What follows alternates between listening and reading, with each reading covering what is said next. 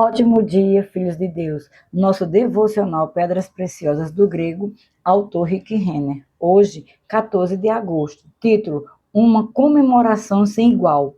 Texto base, Colossenses 2, verso 15. E despojando os principados e as potestades publicamente, os expôs ao desprezo, triunfando deles na cruz. Você já imaginou que tipo de comemoração ocorreu no céu após Jesus ter derrotado o diabo? Bem, é possível sabermos exatamente como o céu comemorou, porque Paulo nos dá um vislumbre desse evento de gala celestial em Colossenses capítulo 2, verso 15. Ele diz: "E despojando os principados e as potestades, publicamente os expôs ao desprezo, triunfando deles na cruz." Esse é um versículo extremamente ilustrativo. É um quadro pintado para nós pelo Espírito Santo, uma ilustração gloriosa e clara do que aconteceu no dia em que Jesus derrotou a morte, o inferno e a sepultura. A palavra despojando provém do grego apiké duomai, que significa despojar ou tirar como alguém tiraria suas roupas. Essa palavra poderia descrever o desarmamento de um inimigo, literalmente arrancando seu armamento e sua artilharia e deixando sem armas para reagir. Um estudioso observou que ela se refere a deixar alguém totalmente nu. Usando essa palavra, o Espírito Santo nos diz que ao ressurgir dos mortos, Jesus saqueou totalmente o inimigo. Além disso, Paulo nos diz que ao terminar de saquear os poderes do inferno e de cumprir sua missão, Jesus esfregou essa derrota no rosto do diabo, fazendo a maior festa que o universo já havia visto. Colossenses 2,15 diz: "E despojando os principados e as potestades, publicamente os expôs ao desprezo, triunfando deles na cruz." A palavra expôs é tomada da palavra deigmatizo, que significa literalmente exibir ou expor algo. Era usado na escrita grega clássica para denotar a exibição de cativos, armamento e troféus apreendidos durante a guerra em solo estrangeiro. Quando a guerra terminava e a batalha estava vencida, o imperador dominante voltava para casa e vitoriosamente exibia e expunha os prisioneiros, tesouros, troféus e armamentos que havia conquistado durante sua campanha militar. Aquele era um grande momento de celebração para o vencedor, mas uma experiência humilhante para o inimigo extinto. Porém, espere, ainda há mais para você entender Colossenses 2,15. Paulo prossegue dizendo: publicamente os expôs. A palavra publicamente é tomada do grego parresia, usado em todos os livros do Novo Testamento para indicar ousadia, confiança ou algo feito ostensivamente ou até mesmo publicamente. Usando a palavra parresia, Paulo declara que quando essa festa celestial e celebração da vitória de Jesus começou, não foi algo silencioso. Pelo contrário, ele expôs e exibiu de forma corajosa, confiante, ruidosa, manifesta e pública as hostes celestiais, aquele inimigo agora extinto. Foi a maior comemoração de toda a história. De fato, Paulo prossegue dizendo: publicamente o expôs ao desprezo, triunfando dele na cruz. A frase triunfando deles na cruz é uma chave importante desse versículo. Essa frase provém da palavra grega triambeuo, uma palavra técnica usada para descrever o general ou o imperador que estava voltando para casa após uma grande vitória no território do inimigo. A palavra triunfo, triambeuo, era especificamente usada para descrever um glorioso desfile triunfal. Quando chegava à cidade a notícia de que o inimigo havia sido derrotado, entravam em ação os planos para um desfile triunfal.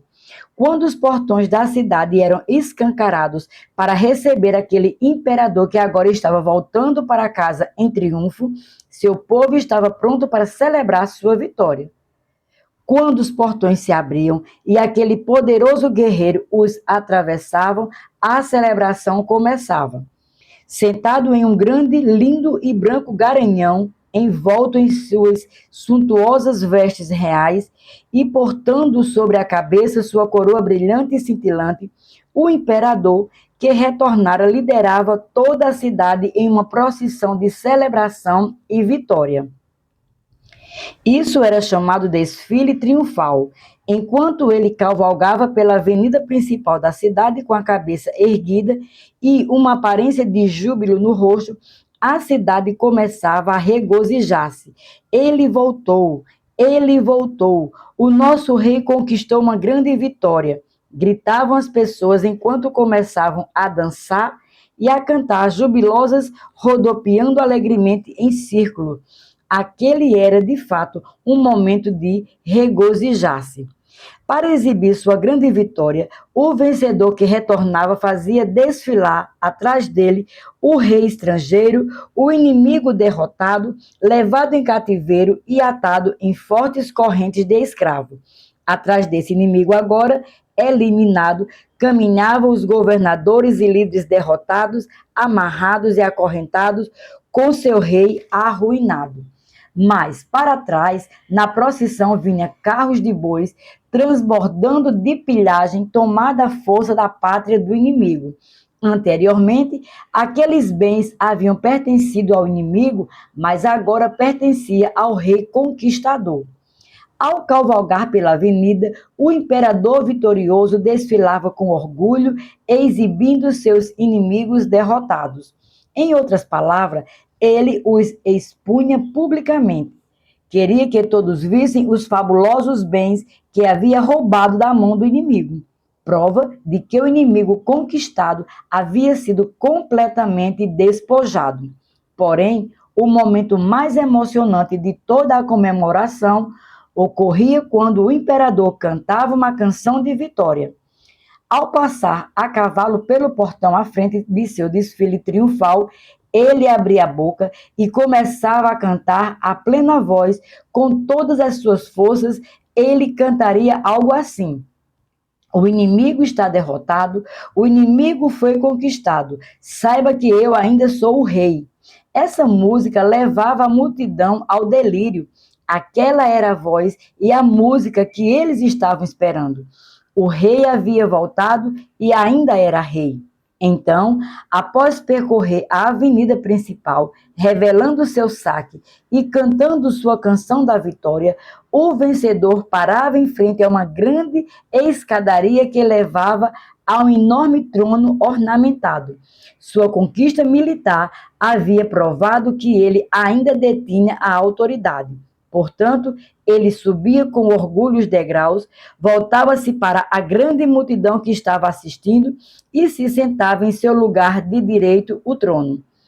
Em função de tudo isso ser o cenário de Colossenses 2,15, o versículo poderia ser interpretado da seguinte maneira: ele despojou totalmente os principados e as potestades e os deixou completamente nus.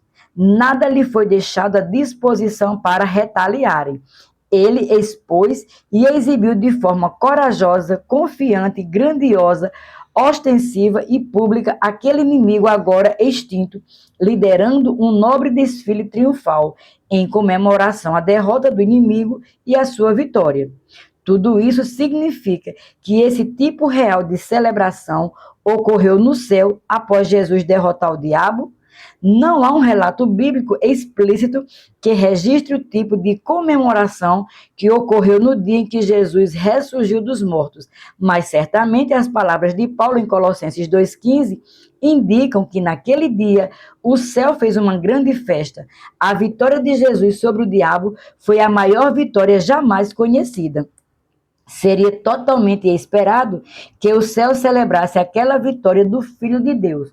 Por isso, se você sentir vontade de gritar quando pensar no que Jesus fez ao diabo, vá em frente e grite.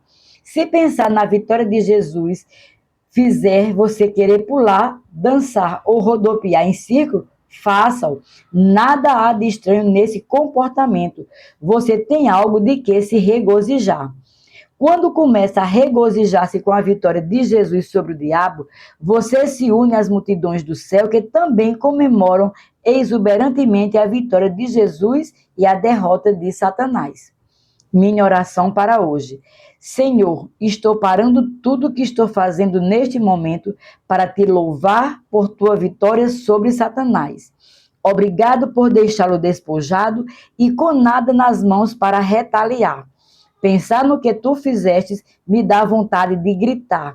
Por isso, neste momento, eu vou gritar. Perceber o que tu fizeste me faz querer dar pulos de alegria. Então, neste momento, vou dar pulos em louvor a ti. Estou empolgado com o que tu fizeste e não tenho vergonha de mostrar como me sinto quanto a isso. Eu te louvo e te adoro pela grande vitória que tu conquistaste. Assim eu oro em o nome de Jesus. Minha confissão para hoje. Confesso que estou livre do controle de Satanás sobre a minha vida, porque Jesus o despojou e nada deixou em suas mãos que ele possa usar contra mim. Jesus derrotou e desarmou Satanás. Depois me deu autoridade sobre o diabo e todas as suas obras. Maior é aquele que está em mim do que aquele que está no mundo. Isso significa que em Jesus Cristo sou totalmente capacitado para fazer cumprir a derrota de Satanás. Declaro isso pela fé em nome de Jesus. Para refletir. 1. O que você não sabia antes e aprendeu com a palavra preciosa de hoje? 2. De que maneira essa nova visão da vitória de Jesus sobre o diabo molda a sua visão de sua própria capacidade de caminhar em vitória em todas as situações da vida? 3. Quanto tempo faz que você dedicou algum tempo a agradecer a Jesus pelo que ele fez por você por meio de sua morte e ressurreição? Após ler isso hoje, você não pensa que deve dedicar alguns minutos a realmente louvá-lo por sua gloriosa vitória e pela derrota de Satanás? A palavra publicamente é tomada da palavra grega parresia, que indica ousadia, confiança ou algo feito ostensivamente ou até mesmo publicamente.